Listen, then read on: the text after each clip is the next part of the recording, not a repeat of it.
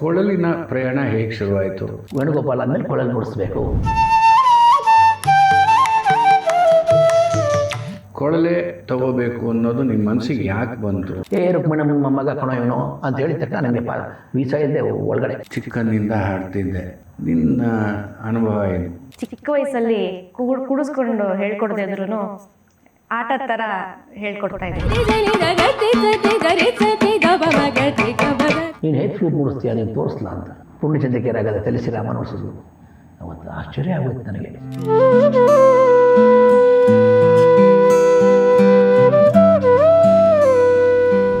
ನಮಸ್ಕಾರ ವೀಕ್ಷಕರೇ, ನಮ್ಮ ಹೊಸ ದಿಗಂತ ಡಿಜಿಟಲ್ ಹಾಗೂ ಆನೂರಂತ್ ಕೃಷ್ಣ ಶರ್ಮಾ ಫೌಂಡೇಶನ್ ಜಂಟಿಯಾಗಿ ನಡೆಸುತ್ತಿರುವ ಈ ಹೈ ನೋಟ್ಸ್ ಮಾಲಿಕೆಯ ಈ ಸಂಚಿಕೆಗೆ ನಿಮ್ಮೆಲ್ಲರಿಗ ಸ್ವಾಗತ ಮಾಡ್ತಾ ಇದ್ದೇನೆ.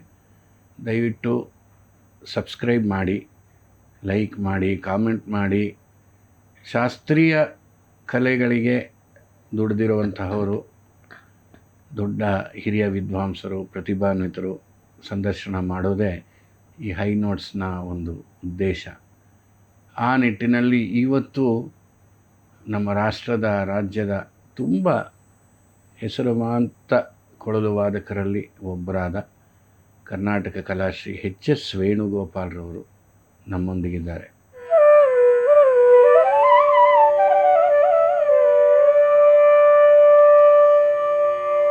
ಮೈಸೂರಿನ ವಿದ್ವಾನ್ AV ಪ್ರಕಾಶ್ ರವರಲ್ಲಿ ಪ್ರಾರಂಭ ಮಾಡಿ ಕೊಳಲನ್ನು, ನಂತರ ಬೆಂಗಳೂರಿನಲ್ಲಿ MS ಶ್ರೀನಿವಾಸ ಮೂರ್ತಿ, ತುಂಬ ಹಿರಿಯರು ಅವರ ಬಳಿ ಕಲ್ತಿದ್ದಾರೆ. ಆ ನಂತರದಲ್ಲಿ ಬ್ಯಾಂಕ್ ಉದ್ಯೋಗಿಯಾಗಿದ್ದರೂ ಕೂಡ ಎಲ್ಲ ಪ್ರಾಕಾರಗಳಲ್ಲೂ ತಮ್ಮನ್ನು ತಾವು ತೊಡಸ್ಕೊಂಡಿದ್ದಾರೆ. ಸುಗಮ ಸಂಗೀತ ಇರ್ಬೋದು, ನೃತ್ಯ ಸಂಗೀತ, ಸಿನಿಮಾ ಹಾಗೂ ಶಾಸ್ತ್ರೀಯ ಸಂಗೀತದಲ್ಲಿ ಹೆಚ್ಚು ಅವರು ತೊಡಗಿಸ್ಕೊಂಡಿದ್ದಾರೆ. ಗೋಕುಲಂ ಸಂಗೀತ ಶಾಲೆ ಅಂತ ಅವರು ಮಾಡಿ ನೂರಾರು ವಿದ್ಯಾರ್ಥಿಗಳಿಗೆ ಪಾಠ ಮಾಡಿದ್ದಾರೆ. ಈ ದಿನ ವೇದಿಕೆಯಲ್ಲಿ ನುಡಿಸೋವಂಥವರಲ್ಲಿ ಸುಮಾರು ಜನ ಅವರ ಶಿಷ್ಯರು, ಅವರು ನಮ್ಮ ಜೊತೆಗಿದ್ದಾರೆ.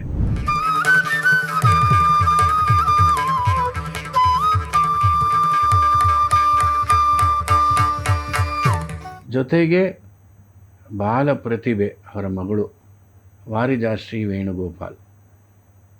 ಆಕೆ ಅಂತಾರಾಷ್ಟ್ರೀಯ ಖ್ಯಾತಿ ಗಳಿಸಿರುವಂತಹ ಒಬ್ಬ ಕಲಾವಿದೆ, ಸಂಗೀತ ನಿರ್ದೇಶಕಿ, ಸಾಹಿತ್ಯ ಕೂಡ ಅವರು ಬರೆದಿದ್ದಾರೆ. ಒಳ್ಳೆಯ ಗಾಯಕಿ, ಕೊಳಲು ವಾದಕಿ.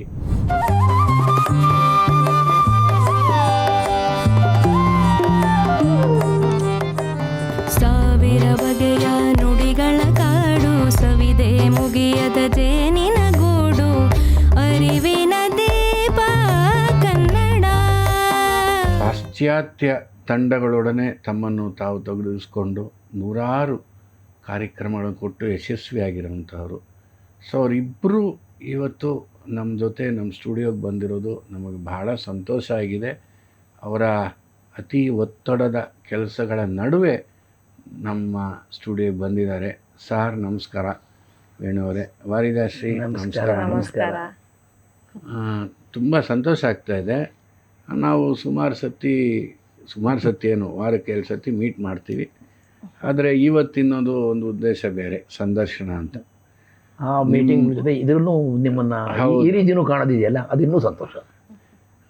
ನಿಮ್ಮ ಅಗಾಧವಾದ ಅನುಭವ ಈ ಫೀಲ್ಡ್ನಲ್ಲಿ, ಅದನ್ನು ತಿಳ್ಕೊಳ್ಳುವಂಥದ್ದು. ಹಾಗೆ ನಿಮ್ಮ ಮಗಳು ನಿಮ್ಮ ಜೊತೆಗಿರೋದು, ಅದೊಂದು ನಮಗೆ ಅವಳನ್ನ ಚಿಕ್ಕ ಹುಡುಗಿಯಿಂದ ನೋಡಿದ್ದೀನಿ ನಾನು. ಬೆಳವಣಿಗೆ ಅಂದರೆ ಅದು ಎಷ್ಟೋ ಥರ ಪ್ರಾಡಿಜಿ, ಅದು ವಯಸ್ಸಾದ ಮೇಲೆ ಟ್ರಾಜಿಡಿ ಆಗುತ್ತೆ. ಹಾಗಲ್ಲದೆ ಬಾಲ ಪ್ರತಿಭೆ ಇವತ್ತಿಗೆ ಬಹಳ ಪ್ರತಿಭೆಯಿಂದ ಬೆಳಗ್ತಾ ಇರೋಳು ವಾರಿಜಾಶ್ರೀ. ಸರ್, ನಿಮ್ಮ ಕೊಳಲಿನ ಪ್ರಯಾಣ ಹೇಗೆ ಶುರುವಾಯಿತು? ಕೊಳಲೆ ತಗೋಬೇಕು ಅನ್ನೋದು ನಿಮ್ಮ ಮನಸ್ಸಿಗೆ ಯಾಕೆ ಬಂತು ಅಂತ? ಮೂಲತಃ ಮೈಸೂರಿನವ್ರು ನೀವು. ಹೌದು, ಅದು ಹೇಳೋಕ್ಕೆ ಮುಂಚೆ ನೀವು ಹೇಳಿದ್ರಿ ವಾರ್ಜಿನ ಸಣ್ಣ ವಯಸ್ಸಿಂದ ನೋಡಿದ್ದೀರಿ ಅಂತ. ನೋಡಿರೋದು ಮಾತ್ರವಲ್ಲ, ಬೆಳೆಸಿದ್ದೀರಿ ಅಂತ ಹೇಳೋದಕ್ಕೂ ನಾನು ಸಂತೋಷ ಪಡುವಂಥದ್ದು. ಅದು ಎಲ್ರಿಗೂ ಗೊತ್ತಿರೋ ವಿಚಾರವೇ ಆದರೂ ಕೂಡ ಅದನ್ನು ಸ್ಮರಣೆ ಮಾಡಿಸೋದೇನಿಲ್ಲ. ಹಾಗಲ್ಲ, ಪ್ರತಿಭೆ ಇದೆ, ಅದು ನಿಜವೇ. ಪ್ರತಿಭೆಗೆ ಬೆಳಕು ಬೇಕಲ್ಲ, ಅದನ್ನು ಮಾಡಿರೋದು. ಅದನ್ನು ನಾನು ಸ್ಮರಿಸ್ಕೊಂಡು ನಮ್ಮ ತಂದೆಯವರಾಗ್ಬೋದು, ನಿಮ್ಮ ಈ ಪರಂಪರೆಗೆ ನಾವು ಸೇರಿದ್ದೀವಿ. ಯಾಕಂದರೆ ಗೀತಾ ಅವರು ಕೂಡ ನಿಮ್ಮ ತಂದೆಯವರು ಸೀನಿಯರ್ ಸ್ಟೂಡೆಂಟ್ ಗೀತಾ ಅವರೇ ಅವರಿಗೆ ಓಂಕಾರದ ಪಾಠವೆಲ್ಲ ಮಾಡಿದವರು, ಅಂದರೆ ಆರಂಭದ ಪಾಠ ಅಂತ. ನೀವು ಕೊಳಲು ಹೇಗೆ ಹೆಸರು ನನಗೆ ವೇಣುಗೋಪಾಲ ಅಂತಿಟ್ಟರು.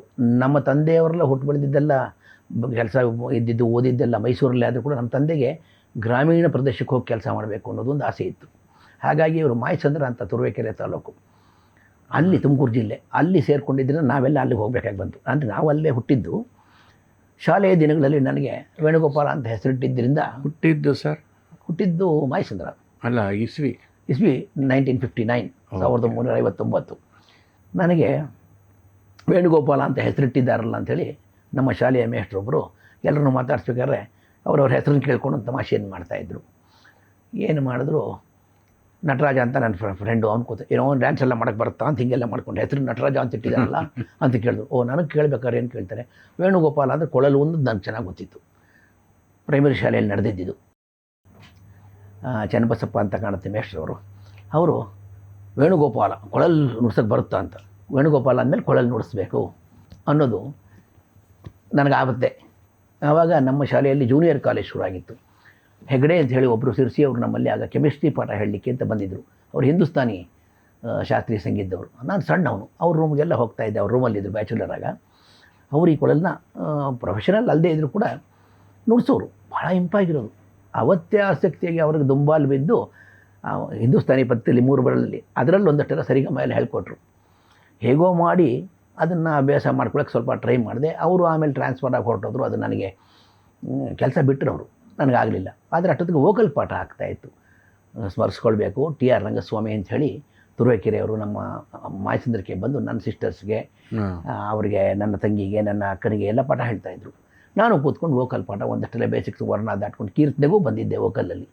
ಆಮೇಲೆ ಮೈಸೂರಿಗೆ ಮುಂದಕ್ಕೆ SLC ಆದಮೇಲೆ ಓದೋಕ್ಕೆ ಅಂತ ಬಂದಮೇಲೆ ಪ್ರಕಾಶ್ ಮೇಷ್ಟ್ರ ಹತ್ರ ಅಭ್ಯಾಸ ಮಾಡಿ ಒಂದೂವರೆ ವರ್ಷದಲ್ಲೇ ನನಗೆ ಒಂದು ಸಣ್ಣ ವೇದಿಕೆ ಕಾರ್ಯಕ್ರಮ ನುಡಿಸೋಷ್ಟು ನನ್ನನ್ನು ತಯಾರು ಮಾಡಿದ್ರು. ಮಾಯಚಂದ್ರದಲ್ಲೇ ನನ್ನ ಮೊದಲನೇ ಕಾರ್ಯಕ್ರಮ ಆಗಿದ್ದೆ 75ನೇ ಇಸ್ವಿಯಲ್ಲಿ. ಹಾಗಾಗಿ ಅಂದರೆ ಒಂದು ಸಣ್ಣ ಕಾರ್ಯಕ್ರಮ, ಏನು ನುಡಿಸ್ದೆ ಅನ್ನೋದು ಬೇರೆ.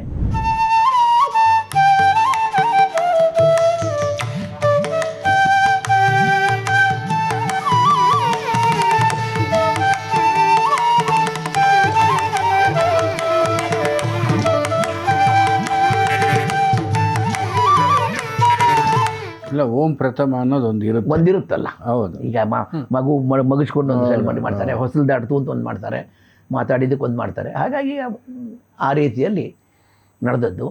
ಆ ಕೊಳಲಿನ ಪರಂಪರೆನೇ ಅವಾಗ ಆಗಿತ್ತು. BN ಸುರೇಶ್. ಹೌದು, BN ಸುರೇಶ್ ಅವರು ಆರಂಭದಲ್ಲಿ ನಮ್ಮ ಗುರುಗಳ ಹತ್ರ ಮಾಡಿದ್ರು. ಮಧುರಾನಾಥ್ ಅವ್ರ ಈ ಕಡೆ. ಹೌದು, ಅವರು ಮಾಲಿಂಗಂ ಪರಂಪರೆಗೆ. ಹೌದು, ಸುಮಾರು ಜನ ಇದ್ದರು ನೋಡಿ. ಹೌದು, ನಮ್ಮ ಗುರುಗಳ ಶಿಷ್ಯರಲ್ಲಿ ಅಶ್ವಥ್ ನಾರಾಯಣರವರು. ಅವ್ರು ನನಗೆ ಬಹಳ ಒತ್ತಾಸೆಯಾಗಿದ್ದರು. ಎಷ್ಟು ಒಟ್ಟಿಗೆ ನಾನು ಡ್ಯಾನ್ಸಿಂಗ್ ನುಡಿಸೋ ಕಾಲದಲ್ಲಿ ಹೆಚ್ಚಿಗೆ ನನ್ನನ್ನು ಹುರಿದುಂಬಿಸಿದವರೇ ನಮ್ಮ ಗುರುಗಳು ಪ್ಲಸ್ ನಮ್ಮ ಅಶ್ವಥ್ ನಾರಾಯಣರು. ಅವ್ರಿಗೆ ಯಾವ್ದಾರ ಕಾರ್ಯಕ್ರಮ ಡೂಪ್ಲಿಕೇಟ್ ಆಗಿಬಿಟ್ರೆ ವೇಣು ಅಂತಿದ್ದಾರೆ ನಮ್ಮ ಸ್ನೇಹಿತರು, ನಮ್ಮ ಗುರುಗಳು ಶಿಷ್ಯರು ಅಂತ ಕಳಿಸ್ಕೊಡೋರು. ಇನ್ನೊಬ್ಬರು ಮೃದಂಗ ನುಡಿಸೋರು BP ಶ್ರೀಕಂಠ ಆರಂಭದಲ್ಲಿ ಮೃದಂಗ, ಅದನ್ನು ಕೇಳಿದ್ದೆ. ನಂತರ ಅವ್ರ ನೃತ್ಯಕ್ಕೆ ಹೆಚ್ಚಾಗಿ ಕೊಳಲನ್ನು ನುಡಿಸೋರು. ಪದ್ಮಿನಿ ರಾವ್ ಅವರಿಗೆ ಅವ್ರು ಕೊಳಲು ನುಡಿಸ್ತಾ ಇದ್ರು. ಅಷ್ಟು ಮಾತ್ರ ಅಲ್ಲ, ಅವ್ರು ಕೊಳಲು ತಯಾರು ಮಾಡೋರು. ನನಗೊಂದೆರಡು ಕೊಳಲು ತಯಾರು ಮಾಡ್ಕೊಂಡು ತಂದೆಗೆ ಭಾಳ ಭಾಳ ಸ್ನೇಹಿತರು. ಸೊ ಅಲ್ಲಿಂದ ಬೆಂಗಳೂರಿಗೆ ಬಂದ್ರಿ. ಅಲ್ಲಿಂದ ಹೆಂಗೆ ನಿಮ್ಮ ಪ್ರಯಾಣ? ಬೆಂಗಳೂರಿಗೆ ಬಂದ ಮೇಲೆ ಮೇಷ್ಟ್ರ ಹತ್ರ ಪಾಠಗಳಾಗ್ತಾ ಇತ್ತು. ಇರುತ್ತಲ್ಲ, ಆರಂಭದಲ್ಲಿ ನಮಗೆಲ್ಲ ನುಡಿಸ್ಬೇಕು, ವೇದಿಕೆಯಲ್ಲಿ ಕಾಣಿಸ್ಕೋಬೇಕು ಅನ್ನೋದು ಒಂದು ಆ ಸಮಯದಲ್ಲಿ ಇದ್ದೇ ಇರುತ್ತೆ. ನುಡಿಸ್ಬೇಕು, ನಾವು ನುಡಿಸ್ಬೇಕು. ಸುಗಮ ಸಂಗೀತ ಆಗಟ್ಟೆ ಪ್ರವರ್ಧಮಾನ ಒಳ್ಳೆ ಲೆವೆಲಲ್ಲಿ ಬಂದಿದ್ದು. ಅನಂತ ಸ್ವಾಮಿ ಅವರಾಗ್ಬೋದು, ಅಶ್ವಥ್ ಆಮೇಲೆ ಬಂದರೆ ದೊಡ್ಡ ಮಟ್ಟದಲ್ಲಿ ಬೆಳೀತಾ ಇತ್ತು. ಆ ಹೊತ್ತಿಗೆ ನನ್ನ ಸ್ನೇಹಿತರಿಬ್ಬರು NS ಮುರಳಿ ಅಂತ ಮೈಸೂರಲ್ಲಿ, ದೇಶಕಾಚಾರ್ಯ ಶಿಷ್ಯರವರು. ದೇಶಕಾಚಾರ್ಯ ತಮಗೆ ಗೊತ್ತಿಲ್ಲ, ದೊಡ್ಡ ಕೊಳಲು ವಿದ್ವಾಂಸರು ಮೈಸೂರಿನಲ್ಲಿ ಆ ಕಾಲದಲ್ಲಿ. ನಮ್ಮ ದೊರಸಮೆಂಗಾರ ತಮ್ಮ ಅವರು, ಅವರ ಬ್ರದರು ನಾನು ಒಟ್ಟಿಗೆ ಓದ್ದವರು. NS ಪ್ರಸಾದ್ ಅವರು. ನಾನು ರೂಮ್ ಮಾಡ್ಕೊಂಡು ಚಾಮರಾಜಪೇಟೆಯಲ್ಲಿದ್ದಾಗ ಹೀಗೆ ಅವರೆಲ್ಲ ಬೆಂಗಳೂರಿಗೆ ಬರೋರು. ಹೀಗೆ ಪರಿಚಯ ಆಗಿ ನನ್ನ ರೂಮ್ಗೆ ಬರೋರು. ಆವಾಗ ಕೆಲವರದೆಲ್ಲ ಪರಿಚಯ ಆಗಿ NS ಮುರಳಿ ಫುಲ್ ಟೈಮೇ ಪ್ರೊಫೆಷನಲಾಗಿ ಫ್ಲೂಟ್ ನುಡಿಸ್ತಾಯಿದ್ರು. ನಾನು ಬ್ಯಾಂಕ್ ಉದ್ಯೋಗದಲ್ಲಿದ್ದೆ. ಅವರು ಎಲ್ಲೋ ಹೋಗೋದೊಂದರ ಸಲ ಕ್ಲಾಶ್ ಆದರೆ ನನ್ನನ್ನು ಕಳಿಸೋರು, ಇಲ್ಲಿ ವೇಣು ನುಡಿಸ್ತಾನೆ ಅಂತೇಳಿ. ಹಾಗಾಗಿ ಸುಗಮ ಸಂಗೀತ ಮಾಡಿಕೊಂಡು ಸುಗಮ ಸಂಗೀತ ಕ್ಷೇತ್ರಕ್ಕೆ ಬಂದು ನಾವೇ ಒಂದು ಟೀಮನ್ನು ಕಟ್ಕೊಳ್ಳೋಂಥದ್ದೊಂದಾಯಿತು. ಶ್ರುತಿ ವಾದ್ಯ ವೃಂದ ಅಂತ ಕಟ್ಕೊಂಡು ನಾವು ನಮ್ಮ ವಿಜಯ್ ಹಾವನೂರ್ ಆಗ್ಬೋದು, ಜೋಸೆಫ್ ಅವರದು, ಮಧುರ ಅಂತ ನಿಮ್ಮ ತಂದೆಯವರು ಅವರು ನಮ್ಮಲ್ಲಿ ಹಾಡೋರು. ಚಂದ್ರಶೇಖರ್ ಅವರು ಗೋಪಣ್ಣ ಗೋಪಣ್ಣ ಪ್ರದ್ಯುಮ್ನ ಅವ್ರ ತಂದೆಯವರು. ಅವರು ಚಾಮರಾಜಪೇಟೆಯಲ್ಲಿ ಇದ್ದು. ಚಾಮರಾಜಪೇಟೆಲಿ ಇದು. ಹಾಗಾಗಿ ನಮ್ದೊಂದು ಚಾಮರಾಜಪೇಟೆ ನನ್ನ ರೂಮೇ ಅಲ್ಲಿ, ರೂಮ್ ನಂಬರ್ 24 ಮೆಜೆಸ್ಟಿಕ್ ಹೋಟ್ಲು ಅಂತ ಈಗಲೂ ಜ್ಞಾಪಿಸ್ಕೊತಾರೆ ಹುಡುಗರಲ್ಲ. ಆ ಕಾಲದಲ್ಲೇ ನಾನೆಲ್ಲ ಮಿಕ್ಕಿದ್ದು ಮೆಜೆಸ್ಟಿಕ್ ಹೋಟ್ಲ್ ಅದು. ಮೆಜೆಸ್ಟಿಕ್ ಹೋಟ್ಲದ ಮೇಲೆ ಅವಾಗ ಮೆಜೆಸ್ಟಿಕ್ ಅಂತ ಇತ್ತು. ಈಗ ಉಡುಪಿ ಫೇಮಸ್ ಆಗಿದೆ. ಅಲ್ಲೊಂದು 10 ವರ್ಷ 80ರಿಂದ ಆರಂಭವಾಗಿ ನನ್ನ ಲೈಫ್ ಅಲ್ಲಿಂದ. ಅದಕ್ಕೆ ಮುಂಚೆ ಮಲ್ಲೇಶ್ವರದಲ್ಲಿದ್ದೆ, ಒಂದಷ್ಟು ದಿನ ಮತ್ತಿಕೇರಲ್ಲಿದ್ದೆ. ಈ ಕಡೆಗೆ ಮೂವ್ ಆದಮೇಲೆ ಹೀಗೆಲ್ಲ ಅವಕಾಶಗಳು ಸಿಕ್ತು. ಆಮೇಲಿಂದ ಡ್ಯಾನ್ಸ್ಗೆ ನುಡ್ಸೋಕ್ಕೆ ಬಹಳಷ್ಟು ಅವಕಾಶಗಳು ಬಂತು. ಹೆಚ್ಚು ಪಕ್ಷ ನಾನು ಸುಗಮ ಸಂಗೀತ ಬಿಟ್ಟು ಆಮೇಲೆ ಡ್ಯಾನ್ಸ್ ಕಾರ್ಯಕ್ರಮಗಳಿಗೆ ಜಾಸ್ತಿ ಹೋದೆ. ಅಲ್ಲಿ ಇಲ್ಲಿ ಒಂದೊಂದು ಕಚೇರಿಗಳಾಗೋದು. ಚಾಮರಾಜಪೇಟೆಯಲ್ಲಿ ಇನ್ನೊಂದೇನು ಅಂದರೆ ನನಗೆ ದೊರೆತಂಥ ಒಂದು ಅದ್ಭುತವಾದಂಥ ಅವಕಾಶ. ಆ ಭಾಗದಲ್ಲಿ ಹಿಂದೂಸ್ತಾನಿ ಗವಾಯಿಗಳಿದ್ದರು. ಅವ್ರ ರೂಮ್ಗೆಲ್ಲ ನಾನು ಅವ್ರನ್ನ ಕಾಣಕ್ಕೆ ಹೋಗ್ತಿದ್ದೆ. ಹೊನ್ನಬ್ಬ ಗೋತ್ರಿ ಕಡೆ ಇದ್ದರು. ಅಲ್ಲಿಂದೊಂದು ಸಿದ್ಧಾಶ್ರಮ, ಒಂದೇ ರಸ್ತೆ 5ನೇ ಮೇನು, ಅಲ್ಲಿ ಸಿದ್ಧಾಶ್ರಮ. ಆ ಸಿದ್ಧಾಶ್ರಮದಲ್ಲಿ ವಾಸು ಮೇಷ್ಟ್ರೆಲ್ಲ ಅವರೆಲ್ಲ ಸೇರಿ ಭಜನೆ ಅದು ಇದು ಏನೋ ನಡೀತಾ. ವಾಸು ಮೇಷ್ಟ್ರು ಎಷ್ಟು ಹೊಸರ ನನ್ನ ಕರ್ಕೊಂಡು ಹೋಗೋರು. ಆಮೇಲೆ ಅವರ ನಮ್ಮ ವೆಂಕಟೇಶನವ್ರ ಮನೆ ವಾಣಿ ಸ್ಕೂಲು, ಅವರು ಅಲ್ಲಿ ಇದ್ದರು. ಮತ್ತು ವಾಣಿ ಸ್ಕೂಲಲ್ಲಿ ಏನೋ ಕಾರ್ಯಕ್ರಮ ನಡೆಯೋದು. ಅವ್ರ ಮನೇಲಿ ಗಿರಿಧರ್ ಅಂತ ಅವರ ದೊಡ್ಡ ಮಗ, ಅವರ ಎಸ್ ವಿ ಬಾಲು ಅಂತ ಸಣ್ಣ ಈಗ ಇದ್ದಾರೆ ಅವರು, ಅನಂತರವರು ನರ್ಸವರು. ಅಲ್ಲೆಲ್ಲ ಕರಿಯವರು ಹೋಗಿ ನುಡಿಸ್ತಾ, ಭಜನೆಗಳಿಗೂ ನುಡಿಸ್ತಾ ಇದ್ದೆ. ಆಮೇಲೆ 2-3 ಸಲ ಅವರು ನನ್ನ ಕಚೇರಿ ಮಾಡಲಿಕ್ಕೂ ಅವಕಾಶಗಳು ಕೊಟ್ಟರು. ಹಾಗಾಗಿ ಅವಕಾಶಗಳು ವಿಪುಲವಾಗಿ ಸಿಕ್ತು. ಹಾಗೆ ಮುಂದಕ್ಕೆ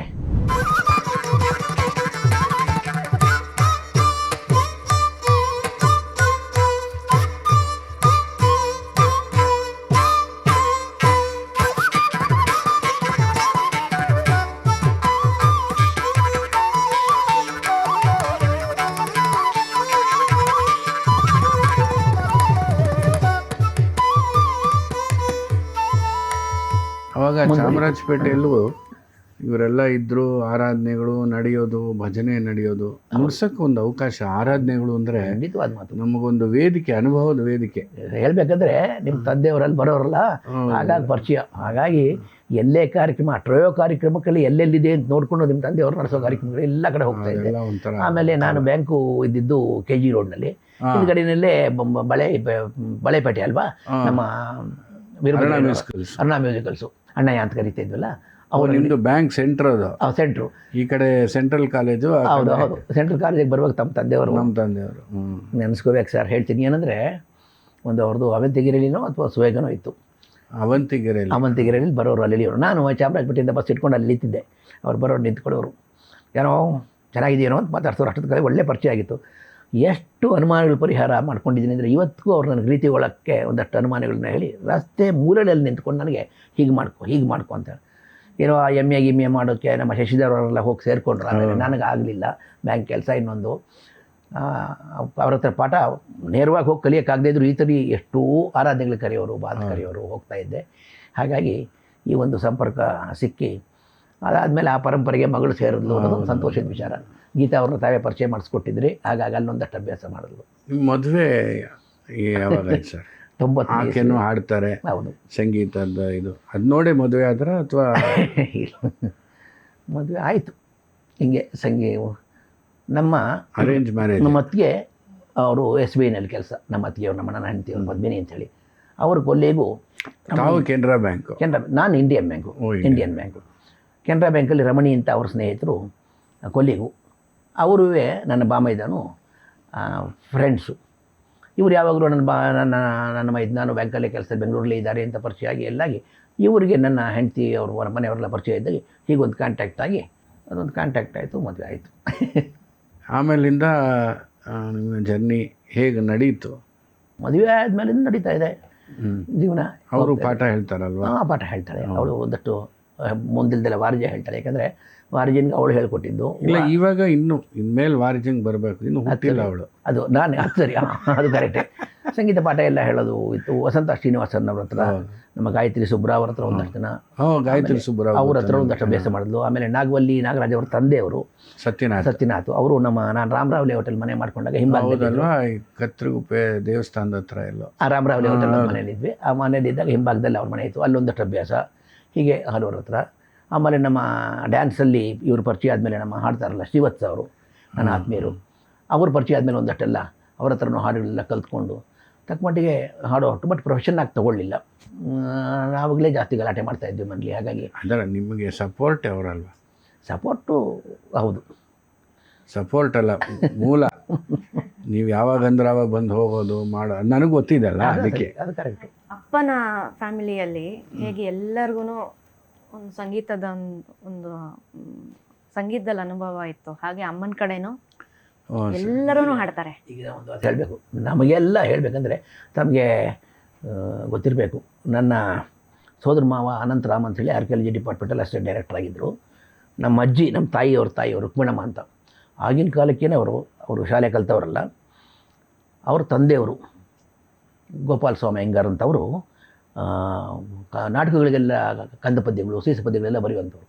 ಹಾಗಾಗಿ ನಮ್ಮ ಅಜ್ಜಿಯವರಿಗೆ ಪುರಂದರದಾಸರ ಪದ್ಯಗಳಾಗ್ಬೋದು, ಕನಕದಾಸರದ್ದಾಗ್ಬೋದು, ಬೇರೆ ಬೇರೆ ದಾಸರ ಪದ್ಯಗಳೆಲ್ಲ ಒಂದು 2000 ಪದ್ಯ ಕಂಠಸ್ಥ. ನನಗೆ ಎಷ್ಟು ಹೇಳ್ಕೊಟ್ರು ಓದೋ ಕಾಲದಲ್ಲೇ. ನಾನು ಮೈಸೂರಲ್ಲಿ ಒಂದಷ್ಟು ದಿನ ಮೈಸೂರಿನ ಅವ್ರ ಮನೇಲೇ ಇದ್ದದ್ದು ನಾವು. ಓದುವ ಕಾಲದಲ್ಲಿ ಬೇಕಾದಷ್ಟು ಪದ್ಯಗಳನ್ನ ಹೇಳ್ಕೊಟ್ರು. ಎಷ್ಟು ಅಂದರೆ ಕಥೆಗಳನ್ನ ಹೇಳಿ, ಮತ್ತು ಸಣ್ಣ ಮಟ್ಟಕ್ಕೆ ಅವರು ಹರಿಕಥೆನೂ ಮಾಡ್ತಾಯಿದ್ರು. ಪಾಂಡುರಂಗನ ದೇವಸ್ಥಾನ ನಮ್ಮ ಚಾಮುಂಡಿಪುರಮಲ್ಲಿ, ಅಲ್ಲಿ ಇಲ್ಲಿ ಇದು ನೆನೆಸ್ಕೊಳ್ಳೇಬೇಕು. ನಾನು ಪ್ರಕಾಶ್ ಮೇಷ್ಟ್ರ ಹತ್ರ ಹೋಗೋಕ್ಕೆ ಕಾರಣ ನಮ್ಮ ಅಜ್ಜಿ. ಕಾರಣ ಏನಪ್ಪ ಅಂದರೆ, ನಮ್ಮ ಅಜ್ಜಿ ಪ್ರವಚನ ಎಲ್ಲ ಮಾಡೋರಲ್ಲ, ಇದೆಲ್ಲ ಅಂದರೆ ಒಂದು ಹರಕತೆ ಥರ ಎಲ್ಲ ಮಾಡಿ ದೇವ್ರ ನಾಮ ಹೇಳೋದಕ್ಕೆ ಅರ್ಥ ಎಲ್ಲ ಹೇಳ್ತಿದ್ರಲ್ಲ, ಅಲ್ಲಿಗೆ ಪ್ರಕಾಶ್ ಮೇಷ್ಟ್ರ ತಾಯಿ ಬರೋರು. ಪ್ರಕಾಶ್ ಮೇಷ್ಟ್ರ ತಾಯಿ ಬಂದಾಗ ಅವ್ರು ಪ್ರಕಾಶ್ ಮೇಷ್ಟ್ರು ಫ್ಲೂಟ್ ಮುಡ್ಸೋದು ನನಗೆ ಗೊತ್ತಿತ್ತು. ಶರತ್ ಅಂತ ನನ್ನ ಕ್ಲಾಸ್ಮೇಟು ತಮ್ಮ, ಅವನು ನುಡಿಸ್ತಾ ಆಗಲೇ ಸೇರಿಕೊಂಡಿದ್ದ. ಈ ಒಂದು ಕನೆಕ್ಷನ್ ಇಟ್ಕೊಂಡು ಅವ್ರ ಮನೆಗೆ ಹೋದೆ. ಪ್ರಕಾಶ್ ಮೇಷ್ಟ್ರು ಯಾರು, ದೊಡ್ಡವ್ರು ಬರಲಿಲ್ಲ, ನೀನೇ ಬಂದಿದ್ದೀಯಲ್ಲ ಹೇಳ್ಕೊಡೋಕ್ಕೆ, ಯಾರು ಬರ್ತಾರೆ ದೊಡ್ಡವರು ಅಂತ. ರುಕ್ಮಿಣಮ್ಮನ ಮೊಮ್ಮಗ ಕಣೋ ಇವನು ಅಂತ ಹೇಳಿದ ತಕ್ಷಣ ನನಗೆ ವೀಸಾ ಇಲ್ಲದೆ ಒಳಗಡೆ. ಅಲ್ಲಿಂದ ಶುರು ಆದದ್ದು. ಒಟ್ಟಿನಲ್ಲಿ ಆ ಸಂಸ್ಕಾರ ಅನ್ನೋದು ಅಲ್ಲಿಂದ ಬಂದಿದೆ.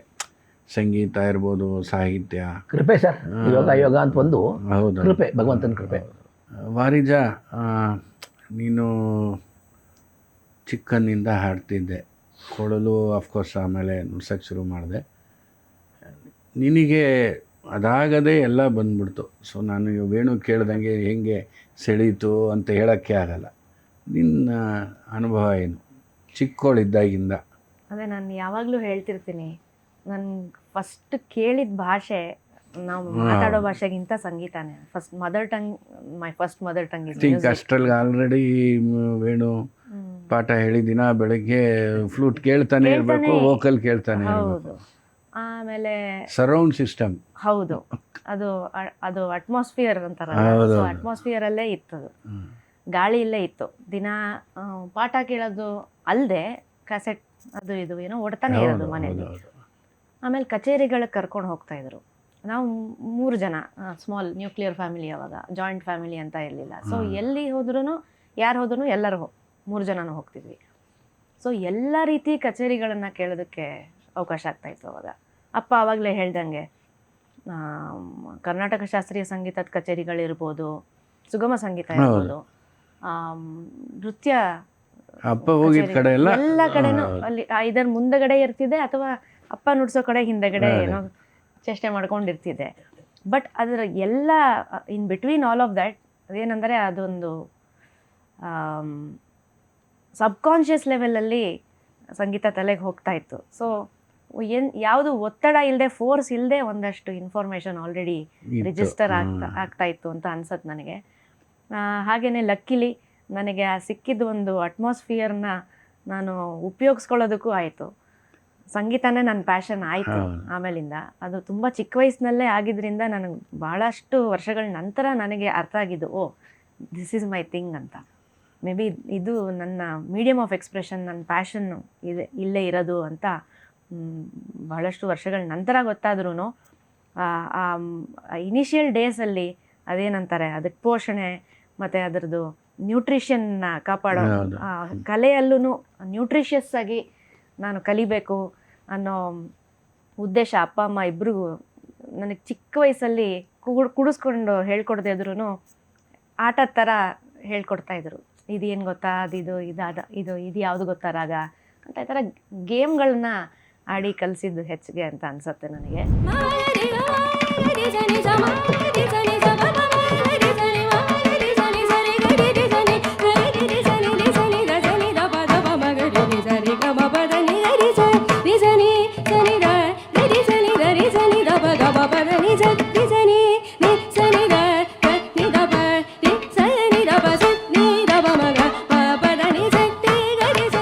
ರಾಗಗಳು ಹೇಳ್ತಾ ಇದ್ದೆ ನಾನು ತುಂಬಾ ಚಿಕ್ಕ ಹೌದೌದು ವಯಸ್ಸಲ್ಲಿ. ನನಗೂ ಜ್ಞಾಪಕ ಇದೆ. ಅವಾಗ ಐ ಥಿಂಕ್ ಅವಾಗ್ಲೇನೆ ಅಪ್ಪನಿಗೂ ಅನ್ಸಿದ್ದು ಓಕೆ ಇದೇನೋ ಒಂದು ಇನ್ಫಾರ್ಮೇಶನ್ ಹೀರ್ಕೋತಾ ಇದೆ, ಇದನ್ನ ಟ್ರೈ ಮಾಡಿ ನೋಡ್ಬೇಕು ಏನಾಗತ್ತೆ ಅಂತ. ಸೊ ಅದೆಲ್ಲ ನಂಗೆ ತುಂಬ ಕಡಿಮೆ ಮೆಮೊರಿಗಳಿದ್ರೂ ಕೆಲವು ನೆನಪಾಗತ್ತೆ ನನಗೆ. ತರಕಾರಿ ಥರ ಕರ್ಕೊಂಡು ಹೋಗೋವಾಗ ಎತ್ಕೊಂಡು ಕರ್ಕೊಂಡು ಹೋಗೋರು ಅಪ್ಪ, ಆವಾಗ ಹಾಡು ತೋರಿಸೋದು, ಎಲ್ಲ ಥರ ಹಾಡುಗಳನ್ನೂ ಹಾಡೋರು, ಬರೀ ನಮ್ಮ ಕೃತಿಗಳಷ್ಟೇ ಅಲ್ಲ. ಗೋರಿ ತೆರಗ ಬಡ ಪ್ಯಾರ ಈ ಥರದ್ದು ಹಾಡುಗಳು ಹಾಡೋದು. ಇದು ಯಾವುದು, ಇದ್ರದ್ದು ಸ್ವರ ಹೇಳು, ಇದು ಯಾವ ರಾಗದಲ್ಲಿದೆ ಅಂತ ರಾಗದ ಆಧಾರದ ಮೇಲೆ ಮಾಡಿರುವಂತಹ ಎಷ್ಟೊಂದು ಬೇರೆ ಬೇರೆ ಪ್ರಕಾರಗಳ ಹಾಡುಗಳನ್ನು ಹಾಡಿ ಟೆಸ್ಟ್ ಮಾಡೋರು, ನನಗೆ ಗೊತ್ತಾಗತ್ತಾ ಇದು ಅಂತ. So I think that has been a very important face of my conditioning musically. ನನಗೂ ಹಾಗೆ ಆಯಿತು. ಅಂದರೆ ಹೆಂಗೋ ಅದೊಂದು ಬರ್ತಿತ್ತು, ಆದರೆ ಕಲಿಯೋಕ್ಕೆ ಶುರು ಮಾಡಿದ್ಮೇಲೆ ಅದರದ್ದು ರುಚಿ ಅದು ಇದೇ ಬೇರೆ ಆಯಿತು. ನಿನ್ನ ಇದರಲ್ಲಿ ಹೇಗೆ ಅದು? ಅಂದರೆ ನಿನಗೆಲ್ಲ ಬರ್ತಾಯಿತ್ತು, ಕೀರ್ತನೆಗಳು ಬರ್ತಿತ್ತು, ಒಂದು ಕಲಿಕೆ ಅಂತ ಶುರುವಾದ ಮೇಲೆ ನಿನಗೆ ಏನು ಅನ್ನಿಸ್ತು? ಹೌದು, ಅದು ಆ್ಯಕ್ಚುಲಿ ಬಹಳ ಇಂಟ್ರೆಸ್ಟಿಂಗ್ ಟಾಪಿಕ್ ಅದು. ಇದೆಲ್ಲ ಆಟೋ ಪೈಲಟಲ್ಲಿ ಓಡ್ತಿತ್ತು ಕೆಲವು ವಿಷಯಗಳು. ಹಾಗಂದರೆ ಆಲ್ರೆಡಿ ರಿಜಿಸ್ಟರ್ ಆಗೋಗಿದೆ, ಸೊ ಅದನ್ನು ಮತ್ತೆ ಕಲಿಯೋದೇನು ಅನ್ನೋದು, ಆ ಕಲಿಯೋ ಕಾನ್ಸೆಪ್ಟ್ ಏನು ಈಗಿನ ಕಾಲದ AI ಆರ್ಟ್ ಇಂಟೆಲಿಜೆನ್ಸ್. ಹೌದು, ಕಲಿಯೋದು ಅನ್ನೋ ಕಾನ್ಸೆಪ್ಟ್ ಗೊತ್ತಿರಲಿಲ್ಲ ಅಷ್ಟು. 2 ವರ್ಷ 3ನೇ ವರ್ಷ 4ನೇ ವರ್ಷದಲ್ಲಿ ಎಲ್ಲನೂ ಆಟ. ಹೌದೌದು. ಹಾಗಂದರೆ ಅದರ ಡೆಪ್ತು, ಅದರದ್ದು ಸೀರಿಯಸ್ನೆಸ್ ಏನಿದೆ, ಎಷ್ಟು ಆಳವಾಗಿ ಅದರಲ್ಲಿ ಹೋಗಬೇಕು ಅನ್ನೋದು ಗೊತ್ತಿರಲ್ಲ ಆ ವಯಸ್ಸಲ್ಲಿ. ಅದು ಬಹಳಷ್ಟು ವರ್ಷಗಳ ನಂತರ ಅದು ಅರ್ಥ ಆಗಿದ್ದು. ಆಮೇಲೆ ಗೀತಾ ಮ್ಯಾಮ್ ಹತ್ರ ಪಾಠಕ್ಕೆ ಸೇರಿಸಿದ್ದು ಅದೇ ಕಾರಣಕ್ಕೆ ಅಂತ ಅನ್ಸುತ್ತೆ. ಹಾಗಂದರೆ ಅದೊಂದು ಕೇಳಿದಾಗ ಅದೇ ಹೇಳಿದೆ, ಮನೆಯಲ್ಲಿ ಆಟ ಥರನೇ ಇತ್ತು ಸಂಗೀತ, ಅಂದರೆ ಮಾತಾಡೋ ಥರ. ಹೌದು, ನಾವು ಹೇಗೆ ಮಾತಾಡ್ತೀವೋ ಹಾಗೆ ಸಂಗೀತನೂ ಒಂದು ಭಾಷೆ ಅನ್ನೋ ಥರ. ಗೀತಾ ಮ್ಯಾಮ್ ಹತ್ರ ಹೋದಾಗ ಅಲ್ಲಿ ಬೇರೆ ಒಂದು ಶಿಸ್ತಿನ ವಾತಾವರಣ, ಆಮೇಲೆ ಆ ಡಿಸಿಪ್ಲಿನ್ ಇರ್ಬೋದು, ಒಂದು ಆರ್ಡರ್ ಆಫ್ ಥಿಂಗ್ಸ್. ಇದಾದ ಮೇಲೆ ಇದನ್ನೆಷ್ಟು ಇದೆಷ್ಟು ಸತಿ ಪ್ರಾಕ್ಟೀಸ್ ಮಾಡಬೇಕು. ಅದು ಕೆಲವು ಸತಿ ಏನಾಗೋದು, ಅವರು ಫಸ್ಟಿಂದ ಒಂದು ಆರ್ಡರ್ ಹೇಳ್ಕೊಡೋರು ಪಾಪ. ನಾನು ಮುಂದಿಂದೇನೋ ಹಾಡ್ಬಿಡ್ತಿದ್ದೆ. ಅವ್ರಿಗೆ ಪಾಪ ನಾವು ಗ್ರೂಪ್ ಕ್ಲಾಸಲ್ಲಿ ಕೂತಿರೋವಾಗ ಹೇಳೋರು, ಅದು ಆಮೇಲೆ ಬರುತ್ತೆ, ಇದನ್ನು ಫಸ್ಟ್ ಮಾಡೋಣ, ಇದು ಮಾಡಲೇಬೇಕು ಅಂತ. ಅದು ಏನೇ ಆಗಿರ್ಬೋದು, ಅದಕ್ಕೊಂದು ಪ್ರಾಸೆಸ್ ಅಂತ ಇರುತ್ತೆ, ಅದನ್ನು ನಾವು ಕಾಪಾಡ್ಕೊಳ್ಳೇಬೇಕು, ಏನು ಮಾಡಬೇಕು ಅದನ್ನ ಮಾಡಲೇಬೇಕು ಅಂತ. ಆವಾಗ ನನಗೆ ಕೆಲವು ಸತಿ ಅದು ಅರ್ಥ ಆಗ್ತಿರ್ಲಿಲ್ಲ, ಅದ್ರ ಇಂಪಾರ್ಟೆನ್ಸ್ ಅರ್ಥ ಆಗ್ತಿರ್ಲಿಲ್ಲ ನನಗೆ. ಫ್ಲೂಟ್ ನುಡ್ಸೋಕೆ ಸ್ಟಾರ್ಟ್ ಮಾಡಿದಾಗೂ ಹಾಗೆ ನೋಡಿ ನೋಡಿ ಆಲ್ಮೋಸ್ಟ್ ಒಂಥರ ಮಸಲ್ ಮೆಮೊರಿ ಥರ ವಿಜುವಲ್ಲಿ ನನಗೆ ಅದ್ರ ಮೆಮೊರಿ ಇರೋದ್ರಿಂದ ತಕ್ಷಣ ಅಪ್ಲೈ ಮಾಡ್ಬಿಡೋಕೆ ಹೊರಟ್ಬಿಡ್ತಿದ್ದೆ. ಹೇಳಬೇಕು, ಫ್ಲೂಟ್ ಕಲಿಸಲಿಲ್ಲ ಯಾಕೆ ಅಂತ ಎಲ್ಲರೂ ನನಗೆ ಪ್ರಶ್ನೆ ಮಾಡ್ತಾರೆ. ನನಗೆ ಯಾರೋ ಒಬ್ರು ಹೇಳಿದರು, ಹಾಡೋರು ಫ್ಲೂಟ್ ಮುಡಿಸಿದ್ರೆ ವಾಯ್ಸ್ಗೆ ತೊಂದರೆ ಆಗುತ್ತೆ ಅನ್ನೋದು ಒಂದೆಲ್ಲೋ. ಸೊ ಫ್ಲೂಟ್ ಮುಟ್ಟಬಾರ್ದು ಅನ್ನೋ ಲೆವೆಲಲ್ಲಿ ನಾನಿದ್ದೆ. ಫ್ಲೂಟ್ ಮುಟ್ಟಕ್ಕೆ ಬಂದು ನಾನು ಟ್ರೈ ಮಾಡಲ್ಲ ಅಂದರೂ ಕೂಡ ಅವಾಯ್ಡ್ ಮಾಡ್ತಾ ಇದ್ದೆ, ನಾನು ಬೇಡ ಅಂತ. ಫ್ಲೂಟ್ ಕಡೆಗೆ ಬಂದು ವೋಕಲ್ಗೆ ಏನಾರ ಕಮ್ಮಿ ಆಗ್ಬಿಟ್ಟು ಅಂತ ಅನ್ನೋದು. ಆಮೇಲೆ ಬಟ್ ನನ್ನ ಪ್ರಕಾರ ಫ್ಲೂಟ್ ನುಡ್ಸೋರೆಲ್ಲ ಚೆನ್ನಾಗಿ ಹಾಡ್ತಾರೆ, ನಾನು ಕೇಳಿದ್ದೀನಿ.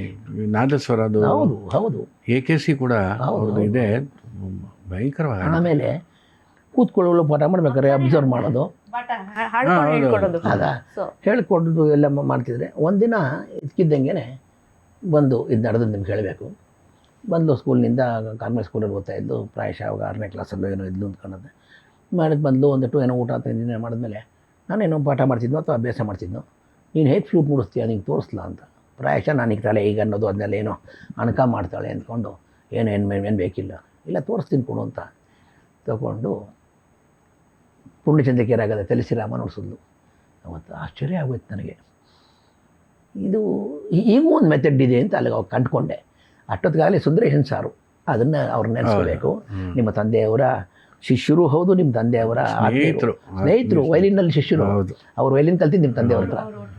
ಅವ್ರ ವಯಸ್ಸಲ್ಲಿ ಅವರು ನಿಮ್ಮ ತಂದೆಯವ್ರಿಗೆ ದೊಡ್ಡವರಾದರೂ ಕೂಡ ಅವರೆಲ್ಲ ಒಂದು ಎಷ್ಟು ವಿಷಯ ಹೇಳಿದ್ದಾರೆ ಅಂದರೆ, ನಮ್ಮ ದೊರೆಸ್ವಾಮಿಗಳಾಗ್ಬೋದು, ಅವರೆಲ್ಲ ಒಂದು ಇದರಲ್ಲಿ DVG ರೋಡಲ್ಲಿ ಸೇರೋ ಜ್ಯೋತಿಷಕ್ಕೊಬ್ಬರು ಇನ್ನೊಬ್ರು ಎಲ್ಲ ಇದರಲ್ಲಿ ಹೌದು.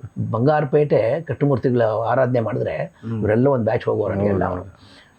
ಆವಾಗ ಅವ್ರು ಸರ್ಪ್ರೈಸಾಗಿ ಹೇಳೇ ಇರಲಿಲ್ಲ ವಾರ್ಜಾ ಫ್ಲೂಟ್ ಮೂಡಿಸ್ತಾಳೆ ಅಂತ ಇವರು ಸುಂದರೇಶನ್ ಸಾರು. ಅವತ್ತು ಬಂದಮೇಲೆ ಇವಳು ಹೋಗಿ ಹೇಳಿದಾಳೆ, ಇವತ್ತು ಅಪ್ಪನ ಎದುರು ಫ್ಲೂಟ್ ನುಡಿಸಿದೆ, ಭಾಳ ಖುಷಿಪಟ್ಟರು ಅಂತೇಳಿ. ಸಂತೋಷ ಅಲ್ವಾ?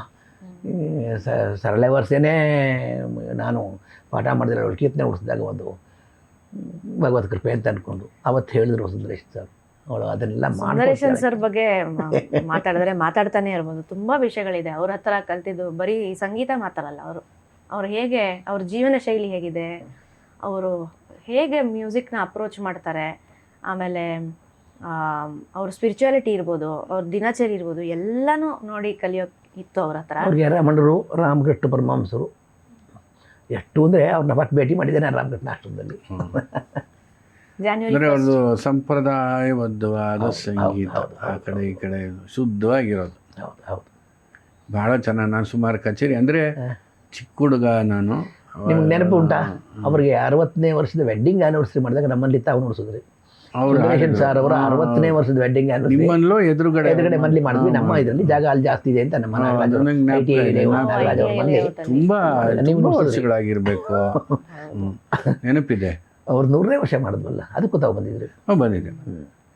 ಸೊ ಹಾಗೆ ಫ್ಲೂಟ್ ನುಡಿಸ್ಬೇಕು ಅನ್ನೋ ಆಸೆ ಇತ್ತು.